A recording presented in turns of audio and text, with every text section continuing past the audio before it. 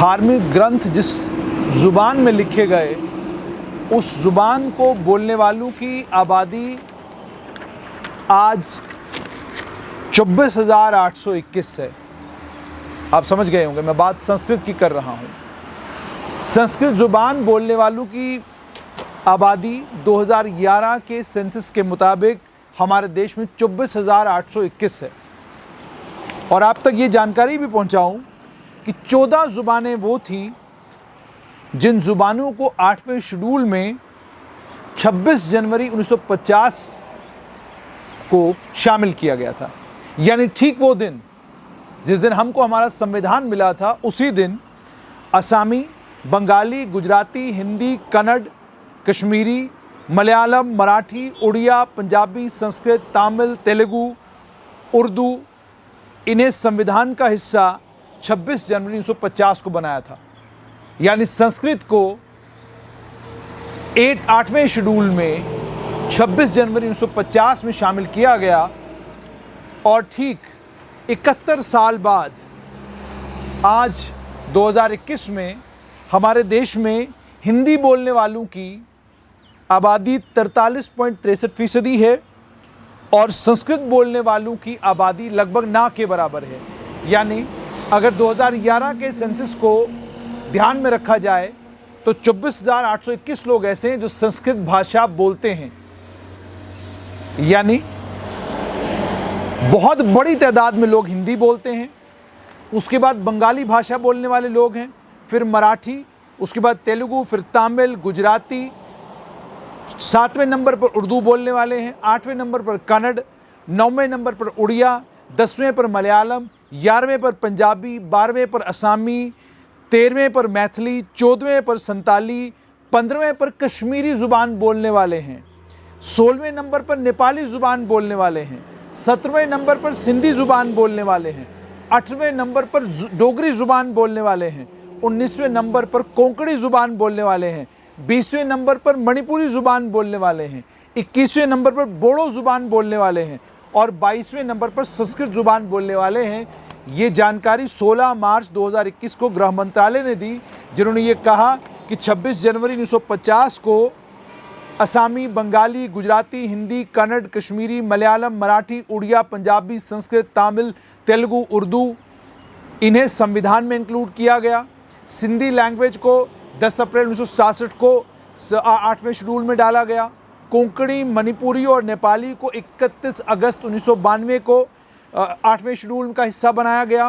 बोडो, डोगरी यानी हम डुग्गर प्रदेश की डोगरी ज़ुबान को बोडो, मैथिली, संथाली ज़ुबानों के साथ 8वें शेड्यूल में 7 जनवरी 2004 को शामिल किया गया। वो ज़ुबान जिस ज़ुबान में ऋग्वेद, यजुर्वेद, सामवेद, अथर्ववेद लिखा गया, जिसमें अलग अलग ग्रंथ लिखे गए, जिन ग्रंथों के अंदर वो तमाम बातें लिखी गई हैं जो एक इंसान की ज़िंदगी को अच्छे तरीके से जीने के लिए बहुत ज़्यादा ज़रूरी है। लेकिन क्या वजह है कि उस ज़ुबान को पढ़ने, समझने और बोलने वाले लोगों की तादाद कुल 24,821 है। साफ तौर पर ये नज़र में आता है जितनी भी सरकारें रही हैं उनकी प्राथमिकता कभी भी संस्कृत नहीं रही। यदि सरकारों की प्राथमिकता कभी संस्कृत रही होती तो आज संस्कृत बोलने वालों की एक बहुत बड़ी आबादी हमारे देश में होती, लेकिन प्राथमिकता संस्कृत नहीं रही। प्राथमिकता हिंदी भी नहीं, प्राथमिकता उर्दू भी नहीं, प्राथमिकता कोई भाषा नहीं। प्राथमिकता अगर कुछ रही तो वो अंग्रेज़ी। आज भी मैं और आप अपनी नॉर्मल रूटीन लाइफ में, जैसे मैं भी बोल रहा हूँ, हम आधी अंग्रेज़ी, आधी हिंदी, आधी उर्दू और आधी कोई और ज़ुबान बोलते हैं। साफ तौर पर एक ज़ुबान बोलना हमको नहीं आता। आजकल हमारा सोशल स्टेटस डिफ़ाइन करता है कि हम में अंग्रेज़ी बोलने वाले कितने लोग हैं। अगर आपको किसी प्राइवेट स्कूल में अपने बच्चे को दाखिला कराना है तो दाखिला कराने के लिए, एडमिशन कराने के लिए आपका हिंदी बोलना ज़रूरी नहीं, आपका संस्कृत बोलना ज़रूरी नहीं, आपका कश्मीरी या डोगरी बोलना ज़रूरी नहीं, आपका उर्दू बोलना ज़रूरी नहीं, बल्कि आपका अंग्रेज़ी बोलना बहुत ज़रूरी है। कई स्कूलों में माँ बाप का बाज़ाब्ता इंटरव्यू लिया जाता है। माँ बाप के इंटरव्यू के बाद ये तय किया जाता है कि इस बच्चे को स्कूल में एडमिशन मिलेगी या एडमिशन नहीं मिलेगी। ये तमाशे हो रहे हैं लेकिन कोई भी स्कूल ये नहीं कह सकता, खासकर प्राइवेट स्कूल, कि हम अपने यहाँ पहले बच्चे से ये पूछते हैं कि क्या बेटा आपको संस्कृत आती है? क्या आपको संस्कृत का ज्ञान है? 2 लफ्ज़ अब संस्कृत में बोलकर बताइए। हमने अपनी ज़ुबानों की कीमत कभी पहचानी नहीं, हमने अपनी ज़ुबानों से कभी मोहब्बत, कभी प्यार इन ज़ुबानों से किया नहीं, महज इसलिए कि इन ज़ुबानों में हम कुछ किताबें लिखते हैं और वो किताबें छपती हैं और उन किताबों को कुछ लोग पढ़ते हैं।